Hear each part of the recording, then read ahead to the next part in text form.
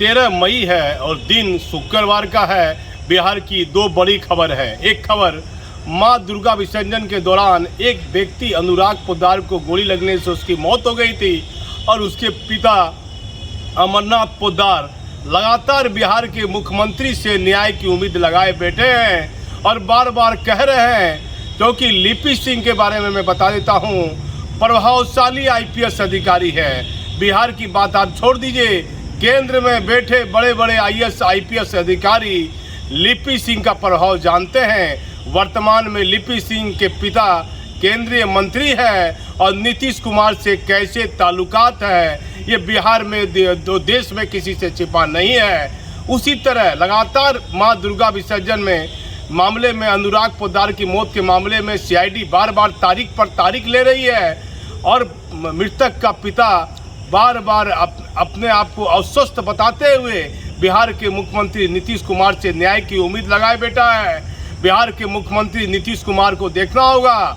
देखिए, दूसरी खबर है, लेकिन उसमें नाम बताना उचित नहीं है, क्योंकि बताया जा रहा है कि एक आईएएस और एक आईपीएस अधिकारी पर प्राथमिकी दर्ज हो सकती है और एक बड़े सीनियर अधिकारी पर विभागीय कार्रवाई शुरू हो सकती है। ये बताया जा रहा है कि एक आईपीएस अधिकारी के मामले में जिसको जिले से हटाया गया, उसमें एडीजी सीआईडी, पूर्व में एक एडीजी सीआईडी के द्वारा शराब के मामले में उनको दोषी पाया गया। उसमें आईजी और एडीजी सीआईडी ने मिलकर एसपी के खिलाफ एक रिपोर्ट दे दी और शराब के मामले में नीतीश कुमार भूतो न भविष्यतः किसी को माफ करने वाले नहीं है। एक रिटायर आईएएस ने बताया, देर रात या किसी समय भी उक्त आईपीएस अधिकारी की गिरफ्तारी हो सकती है। इसीलिए मैं उक्त आईपीएस अधिकारी का नाम नहीं बताऊंगा, क्योंकि हमारा चैनल किसी भी आईएएस और आईपीएस अधिकारी की प्रतिष्ठा का हनन करना हमारा काम नहीं है। लेकिन 2 दिनों से बताया जाता है, कल राज्य सरकार ने अपनी अंतिम मोहर मारी है, आदेश दे दिया है कार्रवाई का। लेकिन क्या कार्रवाई होगी उक्त आईएएस और आईपीएस अधिकारी के मामले में, इसको लेकर मुख्यालय में एक गहमा गहमी की स्थिति बनी है। आईएएस और आईपीएस अधिकारियों में कई तरह की बातें होती, पटना पुलिस मुख्यालय से लेकर मुख्यमंत्री तक ये बातें पूरी। किस आईपीएस अधिकारी की क्या गिरफ्तारी होगी? आखिर यदि मुख्यमंत्री नीतीश कुमार यदि कोई बड़ा अहम फैसला लेते हैं तो कहीं न कहीं भ्रष्टाचार में लिप्त उक्त कई आईएएस और आईपीएस अधिकारी के मन में एक डर तो कम से कम बनेगा कि आप देख लीजिए, बिहार के मुख्यमंत्री ने एक बड़ा निर्णय ले लिया है और उक्त आईपीएस अधिकारी की गिरफ्तारी कर दी है। लेकिन माननीय मुख्यमंत्री जी, आप इस पर भी ध्यान दीजिएगा, जब पूरा मामले में कार्रवाई हो जाएगी तो मेरे पास कई महत्वपूर्ण तथ्य हैं उस मामले से जुड़े हुए, जिसका मैं खुलासा करूंगा। लेकिन फिलहाल एक जो पीड़ित पिता है और जिसके घर का चिराग बुझ गया और वह बिहार के मुख्यमंत्री नीतीश कुमार से न्याय की उम्मीद लगाए बैठा है, इस 18 मई को फिर से सीआईडी के मामले में हाई कोर्ट में तारीख है। मां दुर्गा विसर्जन के मामले में अनुराग पोद्दार की मौत हो गई, 1.5 साल से ऊपर हो गया और एडीजी रैंक के एक बड़े अधिकारी की भूमिका पूरी तरह सवालों के घेरे में है। आखिर क्या हो रहा है माननीय मुख्यमंत्री जी? आरसीपी सिंह पर तो आपने बड़ी मेहरबानी की, उसकी पुत्री पर भी बड़ी मेहरबानी की, बड़े बड़े आईएएस आईपीएस अधिकारी में भय बना हुआ है, लेकिन लिपि सिंह के अंदर कोई भय नहीं दिख रहा है। क्या लिपि सिंह के लिए कोई अलग कानून इस देश और बिहार में बना है?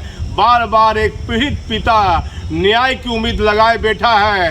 देश में बैठी और गृह मंत्रालय में बैठी जांच एजेंसी यदि मेरा चैनल देख रही है तो मुंगेर के मां दुर्गा विसर्जन में एक लड़के की मौत हो गई जो अपने घर का एक चिराग था और उसका पिता अपने दुकान में बैठे न्याय की उम्मीद लगाए बिहार के मुख्यमंत्री के बारे में क्या बोल रहा है और वर्तमान सहरसा में वो पोस्टेड लिपि सिंह के बारे में क्या बोल रहा है और केंद्रीय मंत्री आरसीपी सिंह के बारे में क्या कह रहा है। कृपया उस वीडियो को सुनिए और हमारे चैनल पर बने रहिए।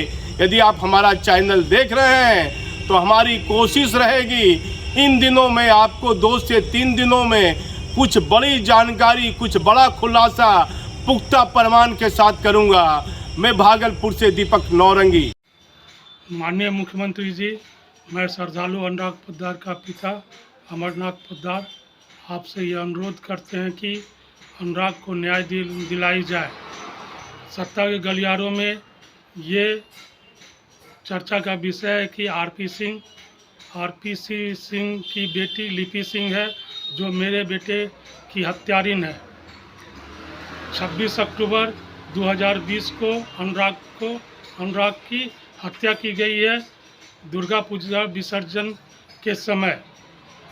मैं अमरनाथ पोद्दार, मेरा सिर्फ एक ही बेटा था जिसे पुलिस के द्वारा गोली से मार दिया गया है।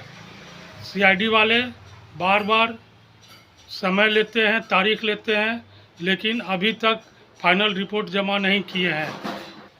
मीडिया से आपसे ये अनुरोध करते हैं कि मेरे बेटे को न्याय दिलाई जाए। आपके बारे में ये सभी जानते हैं कि आप सुशासन बाबू हैं, आप न किसी को फंसाते हैं न बचाते हैं। आपसे मेरी निवेदन है कि मेरे बेटे को न्याय दी जाए।